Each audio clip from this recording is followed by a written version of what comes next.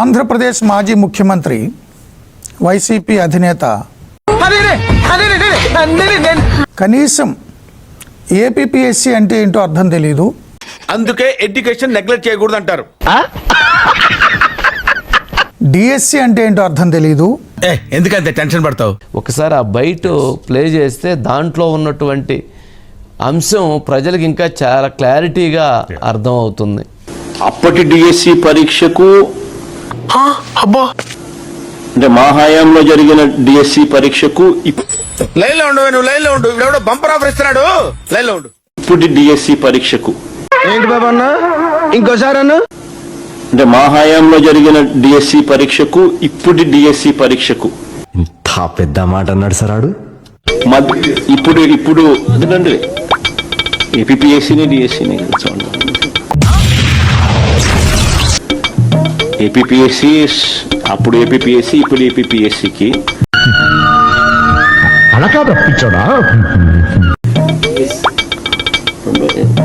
నీలాంటి దరిద్రపు కొట్టి వధవు నేను ఎక్కడ చూడలేదురా.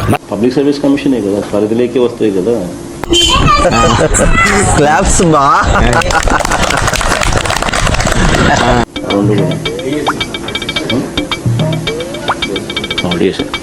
అప్పుడు ఏపీపీఎస్సీ పరీక్ష ఇప్పుడు డిఎస్సి మాదిరిగా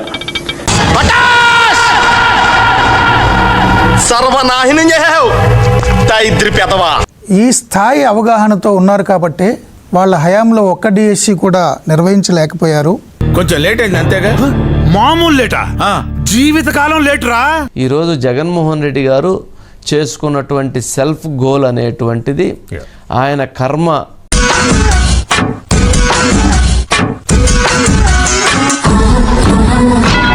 ఆయన కర్మ రిటర్న్స్ అన్నట్లుగానే ఆయనకి ఆ రకమైనటువంటిది జరిగిందని చెప్పాలి.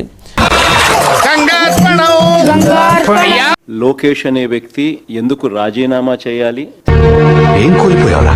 తప్పు చేశారు అని క్లియర్ కట్ గా కనిపిస్తా ఉన్నప్పటికీ గింజుకుంటారే తప్ప ఒప్పుకొని సిబిఐ ఎంక్వైరీకి మాత్రం ఆర్డర్ ఇవ్వరు. నీ బొందరా, నీ బొంద. ఎలా తయారైపోయిందని అంటే అసెంబ్లీ ఉన్న ఏకైక ప్రతిపక్ష పార్టీ మేము.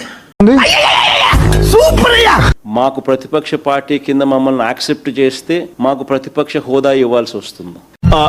ఎందుకైనా మంచిది నేను నమ్మలం. నేను ఒకసారి ఫోన్ చేసి కనుక్కుంటానే. ఆ ప్రతిపక్ష పార్టీ నాయకుడిని కూడా యాక్సెప్ట్ చేయాలి. Intelligent fellow. ప్రత్యర్థి జట్టు లేని చోట బౌలింగ్ ఫీల్డింగ్ కూడా లేకుండా తండ్రి కొడుకులు ఇద్దరు మాత్రమే బ్యాటింగ్ చేస్తాం. ఒరే అన్న రూల్స్ పెడతారు, ఆయన ఫాలో అవ్వరు, కానీ మనం ఫాలో అవ్వాలి. బ్యాటింగ్ చేసి వీళ్ళంతా కీలే బ్రహ్మాండంగా బ్యాటింగ్ చేసినామని వీళ్ళంతా కీలే కితాబిచ్చుకుంటా ఉన్నారు. నా కొడుకు నా దగ్గర ఉంటే ఒక్క తను ధన్యవాదాను. ఎప్పుడు అడి అమ్మ గాలి కొత్త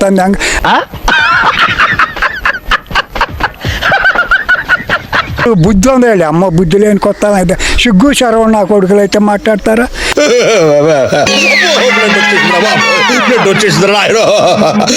ఆయనకి ఏపీపీఎస్సీకి డిఎస్సికి అసలు వ్యత్యాసం తెలియదు. మెయిన్ ఏం కాదు, రెండు ఒకటే. బీటల వారిందని తాజ్మహల్ ని, చెదలబట్టిందని చార్మినార్ ని చూడటం మానేస్తావా? మాట్లాడరే మనం. ఇది అంతే. ఆ తెలియనటువంటి వ్యక్తి 5 సంవత్సరాలు ముఖ్యమంత్రిగా కొనసాగి ఇప్పుడు మరలా నేను ప్రతిపక్ష నేతగా ఉండాలి అని చెప్పని భావిస్తూ ఉన్నాడు. అమ్మ దొంగ, అమ్మే కాదు నాన్న కూడా దొంగే. ఇప్పుడు డిఎస్సి మీద డిబేట్కి రండి అంటే పారిపోతున్నారు అని మంత్రి నారా లోకేష్ ట్వీట్ చేస్తూ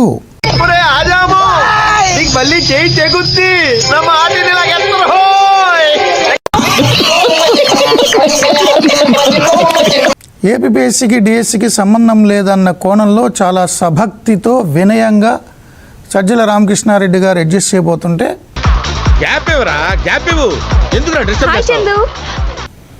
ఏముంది, రెండు ఒకటే కదా, ఏపీపీఎస్సీ పరిధిలోకి వస్తుంది కదా డిఎస్సి అని మాట్లాడారు. అందులో తప్పే ఉంది. అది ఆర్ట్ అంటే ఆర్టిస్టులు కూడా అరెస్ట్ చేస్తున్నారా? ఏపీపీఎస్సీ అంటే ఆంధ్రప్రదేశ్ పబ్లిక్ సర్వీస్ కమిషన్. జిల్లాల వారీగా ఉపాధ్యాయ నియామకాలు చేశారు. నవ్వు ఆపుకుంటున్నావు కదరా. దానికి ఏపీపీఎస్సీకి సంబంధం లేదు. నాకు ఆడితో సంబంధం ఉంది ఎందుకంటే ఆయన నా తమ్ముళ్ళు అంటాడు. నాకు నాతోనే సంబంధం ఉంది ఎందుకంటే నా పేరే సంబంధం. మరి ఏపీపీఎస్సీ పరిధిలో డిఎస్సి నిర్వహిస్తే లోకేష్కి సంబంధం ఉంటుంది, విద్యాశాఖ కాదు కదా. ఏపీపీఎస్సీ కమిషన్ చైర్మన్ కదా రిజైన్ చేయాలి. రావుకాలంలో పుట్టుంటారా? నీ దరిద్రం అది. ఈ స్థాయి అవగాహనతో 5 సంవత్సరాలు ముఖ్యమంత్రిగా ఎలా ఉన్నారు అనేది లోకేష్ ప్రశ్న. నేను మస్తు మాట్లాడతా, నేను మోస్లు ఊజ్ మనిషిని నేను. చూడటం కాదండి, మీరు చెయ్యాలంతే. మీరు ట్రై చేస్తారన్నారంటే అది ఓకే అయిపోయినట్టే.